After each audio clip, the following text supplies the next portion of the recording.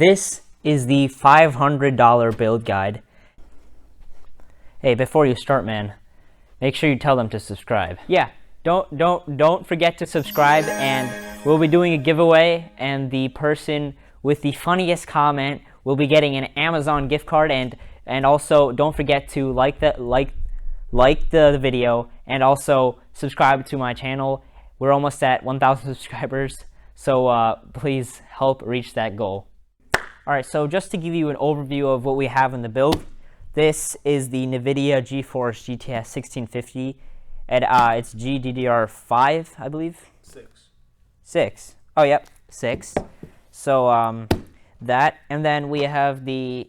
Yellow spelled backwards. Yeah, yellow spelled backwards, 3000 megahertz, 8 gigs of RAM. We could have went with the 16, but, you know, it's only $500, so what do you expect? And also, as for the motherboard, we have the A320M S2H. This is like the cheapest one on Amazon. We got this for $53. It's a Gigabyte motherboard. Yeah, Gigabyte S2H motherboard, and it does the trick.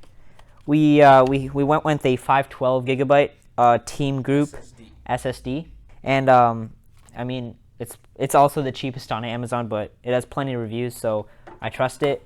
And as for the CPU, the Ryzen 5 3400G, we didn't actually have the Ryzen 3 3200G, which is a better value, wasn't in stock, so we couldn't go with that. But I think if we're going to sell the computer, Ryzen 5 looks much better than Ryzen 3, and I think it's like $40 more. But I think it's a little bit over 500, but that was just because the Ryzen 3 wasn't in stock. But if it is in stock, you actually be below budget. So, and also we went with a 500 watt Ares game power supply. This looks absolutely amazing in the box. 80 plus bronze. Make sure you go with the 80 plus bronze. It's just better. And also the amazing PC case. This was $53. Usually they cost like they usually cost a lot, especially for RGB. And this has not one, but this has 4 RGBs in the included in the PC case, which is absolutely amazing. So Montech, the price was $53, and everything is linked in the description. If you'd like to check that out, that would have the latest prices. All the prices I just said are current. What is the prices when I'm filming the video? So if you want to check it out, I have links to everything in the description. All right, so we're not gonna do a detailed build guide, but if you'd like to see one, I've done this before, and the videos in the description below. But first, we gotta put the CPU inside the motherboard, and we'll show you how to do that really quickly.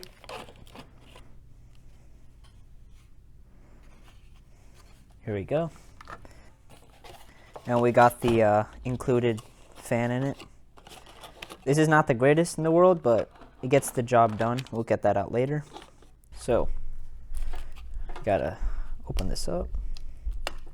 Be gentle with it, and only take it by the sides, because you do not want to touch the top or the pins, especially the pins. And so you can see there's an arrow in the top corner. And you got to line it up with, first you got to open this spring, and then you got to line it up with a small arrow in the corner right here. Be very gentle, and it should slide in. There we go. Guys, in.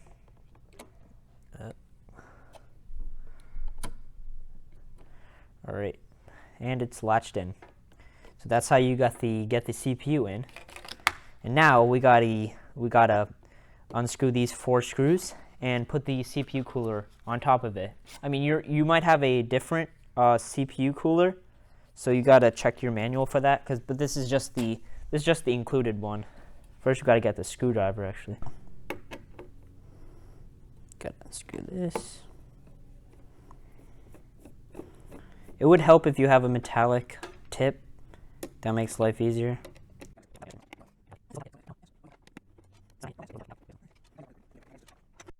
Alright, So you see the little indent that pairs in with the notch on the RAM placement. So you got to first open this up and then insert it. I think we should have done this first, but that's fine. All right, go. All right, there we go. And connect the CPU cooler. There's a little pin right here. It says CPU fan. And that's good. All right, so next step. All right, gotta unscrew the front plate. This is actually tempered glass, which is really cool. The cheaper ones are usually just like plastic. Acrylic. Yeah, acrylic. Really high quality case so far, at least. We'll have to see by the end. Right. And, oof, that's solid glass. So next, put the IO Sheild in. Goes right here. The three little circles, they go on this side.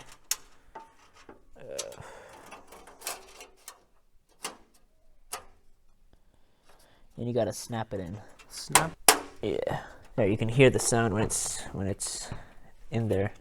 All right, so we just finished doing the motherboard screws, and it's these little. It's sort of flat, and taking them off is pretty really hard. So make sure you get the right one. All right, so the next thing we gotta do, we gotta unscrew the back plate, and we gotta put the power supply in. So let's unscrew this.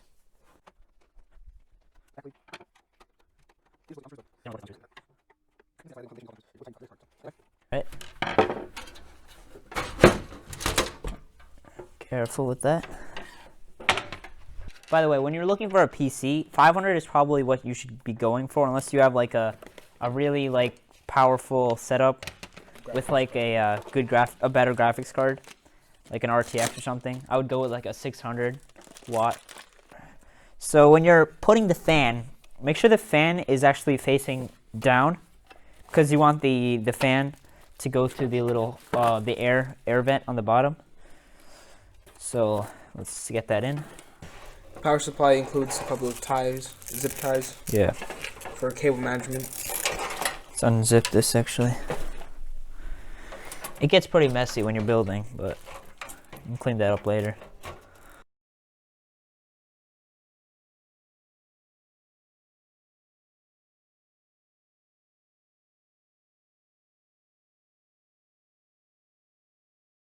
All right, so the next step is we have to install the SSD, and you gotta take these 4 screws off, and then take this bracket out, and then put it into the 4 screws, and then put it back in.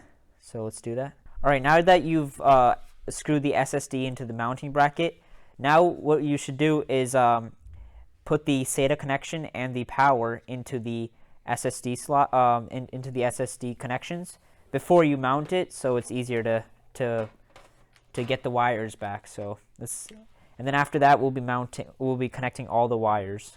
All right, so the next one is we gotta fit through the power connection from the power supply and just connect it to the SSD.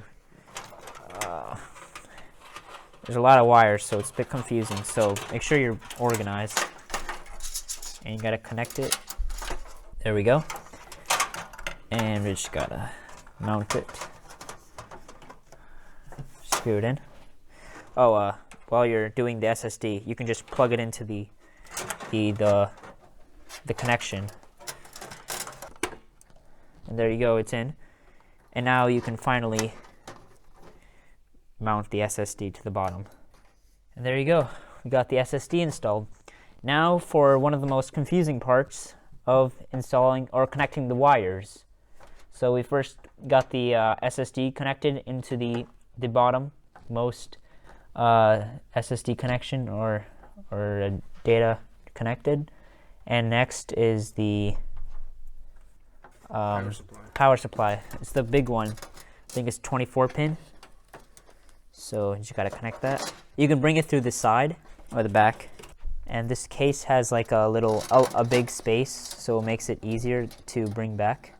So let's bring it back. There's only one way to put it, so you're not wrong if it gets in. All right, so we got the biggest connector installed, and now we gotta put the small ones in. So this is very confusing. So I'll have something up here to show you.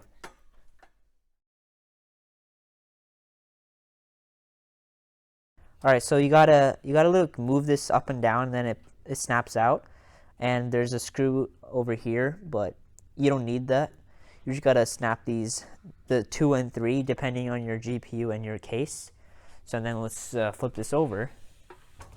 All right, now just place this. All right, so that's installed. Now we just gotta screw it in. Nice. All right, so for the GPU, you have an 8-pin PCIe slot. So to make it 6-pin that fits with the GPU, you just slide the 2 on the side, and you make it 6. All right, so now you just connect it. All right, there we go. It's in. Now I'll play a time lapse of some intense cable management. Let's do this. Oh, actually, next is we got to connect the amazing RGBs. So now you got to connect the RGB to the power supply. There's a pin right here, and you just connect it.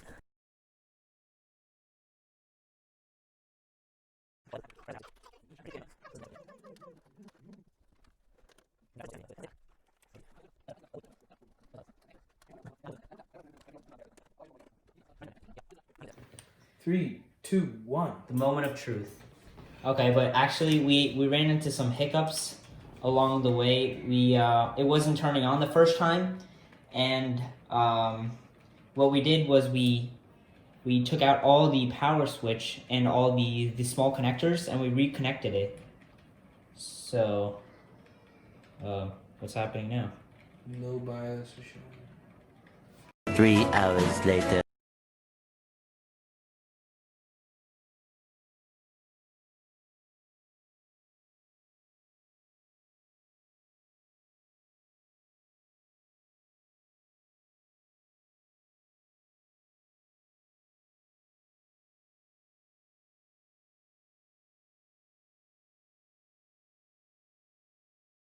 So right now we're running a Cinebench benchmark, and we can see how the computer can handle it. So for the multi-core, I got 4,807 points. All right, as the first game, CS:GO obviously, and on the top left corner, we can see the frames per second.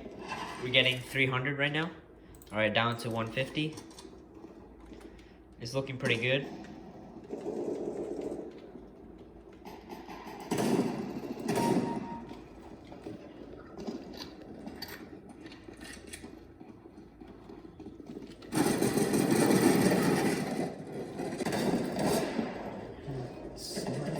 Obviously, this isn't a hard game to play or to run, but it's obviously doing it very, very easily. We're running at 170 frames per second at the current moment.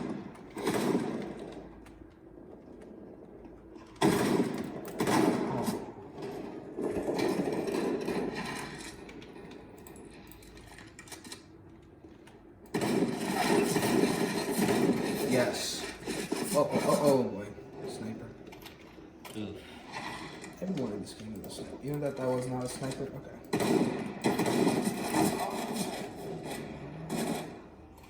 The sacrifice, right?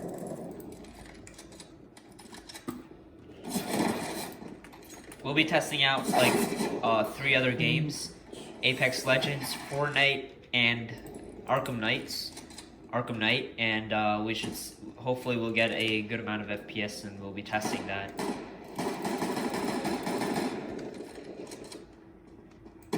It looks really good. Yes. Scare me, bro. Like I said, this is a pretty old game, but the graphics are still pretty great, and the 1650 can definitely handle it. Stop dying. That's just the game. Oh my god! Backstab in the back. Yes, that's what it means. You know what? Return the favor. Campers. This body's been here for some time now. There's gotta be someone behind me.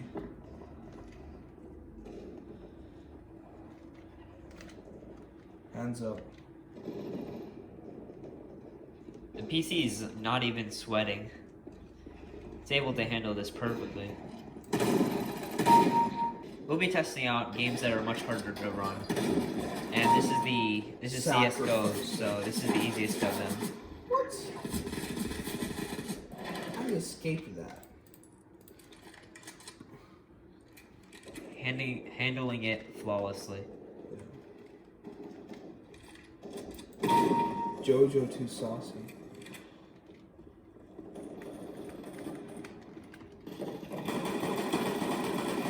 I didn't get that kill. No, stop it. You sniping, boys. Hey. 170 frames per second. Barely any drops. We've always been above 100 FPS the whole game. Why is there so much blood everywhere? This is a bloody game.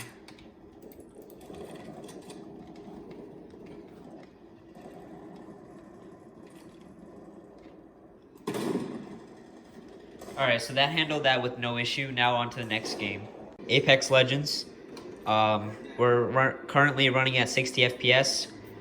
Seems to be no issues. I'll have to see during the gameplay. Dropping down. The graphics looks amazing on Apex. Even better than Fortnite. Alright, I think I can hear the GPU now. It's starting to get taxed on. It is a pretty heavy game though, so. And a new game. Seems to be no issues so far.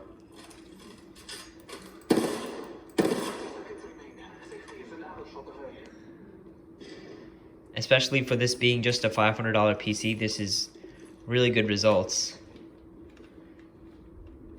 The GPU should be the most expensive part in your computer, and I think this is a great computer for any beginner to mid-level gamer. We are playing in high settings, so take that. Yeah, I forgot to tell you about the settings. And I am recording footage on the PC itself, so. And we also have the FPS counter on the top left corner as well, so that's definitely also affecting it. But we're still getting above 60 FPS the whole game. I don't think it even dropped once, so that's really good. Especially for the game. This is actually better than what I thought this computer can handle with Apex. It hasn't dropped once below 60 FPS. I don't see, there's no bad guys. It only comes up in the end. This is usual, actually. This is common. Yeah, because the map is so big.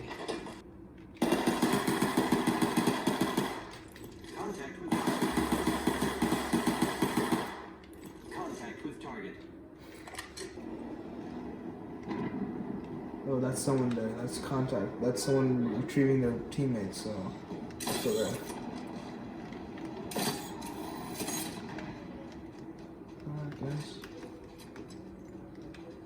So obviously Apex Legends is having no issues whatsoever. It's running at 60 FPS the whole game with no frame drops, and it's running in high settings with a screen recording and a FPS counter. So on to our next game. Alright, so our second to last game is Fortnite, and we're running in all epic settings, unlimited FPS, and a 1080p display. So we'll see how this goes.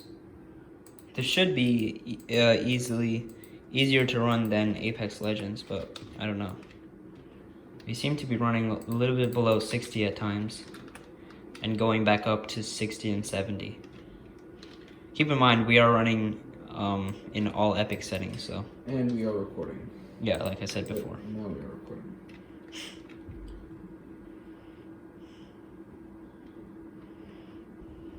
Alright, so.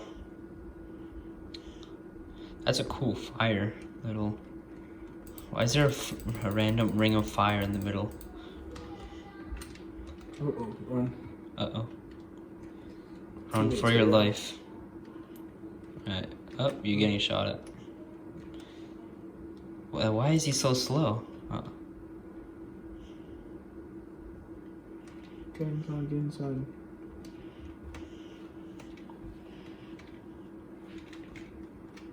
Alright, we're running at 60 FPS. 65.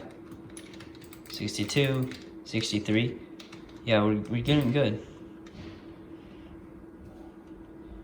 Keep in mind, you have to optimize your games before you play for the best results. Dead. Not that I did anything, but... That's fine. Alright guys, we don't have any audio for this, but you can see that the game looks really good. We're running on all Epic settings, as I said before. And we're recording the video. On the PC itself, so that's pretty good actually. And we're still holding steady at 60 frames per second. That's a lot of loot.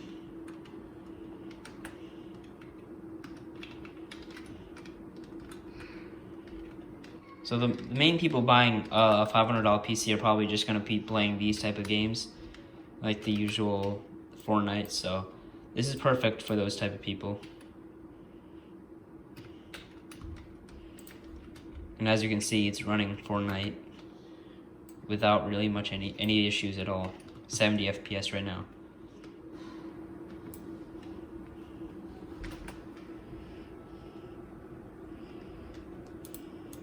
The PC looks great, except the wires, of course.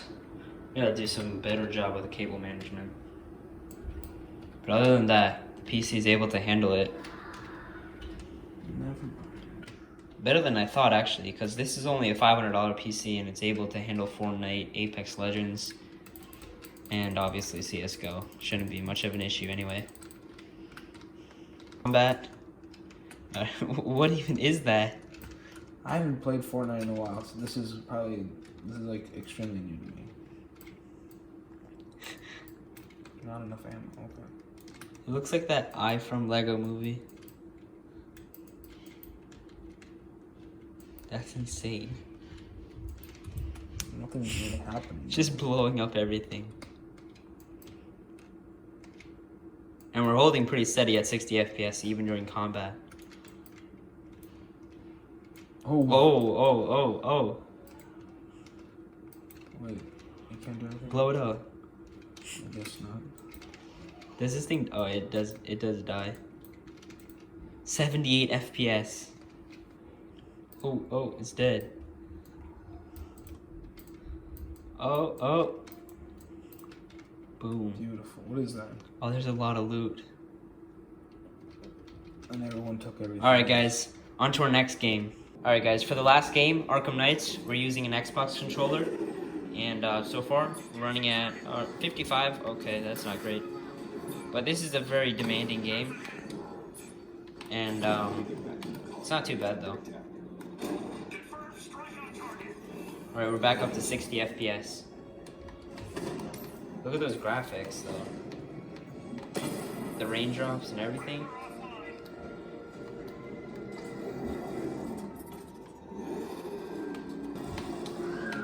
Look at all the material getting destroyed. The debris. Look at the reflections of the texture on the metal and stuff. Batman looks dope. Yes. I've alerted all aircraft. The clothes look amazing. Alright, let's go. Alright, we're at 60 FPS right now. Jim, I need you to stay focused. It's dangerous up there. Drive slow and let me. It's obviously able to play it. There's no way you could have predicted this, Jim. And this is a very demanding game, so for a $160 GPU, that's amazing. Just look at the rain effects.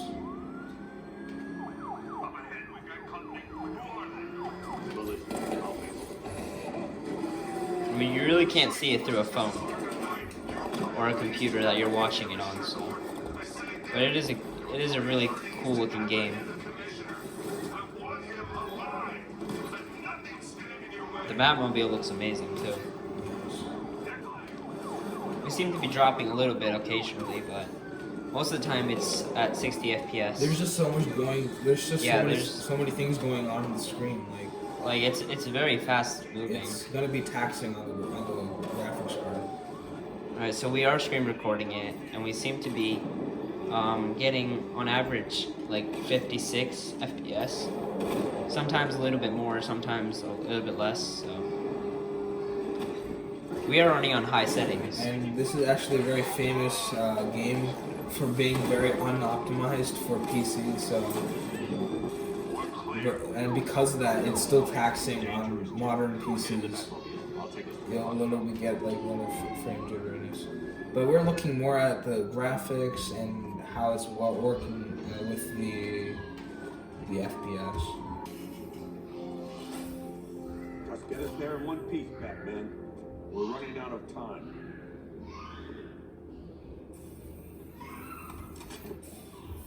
You can see the rain droplets pattering on that video itself and like drizzling down.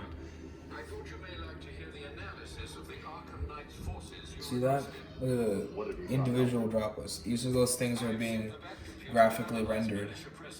So as you can see, it's able to it's not amazing at 60 FPS the whole game, but it seems to be at 60 FPS most of the game, and it's able to handle it. So on to the final verdict.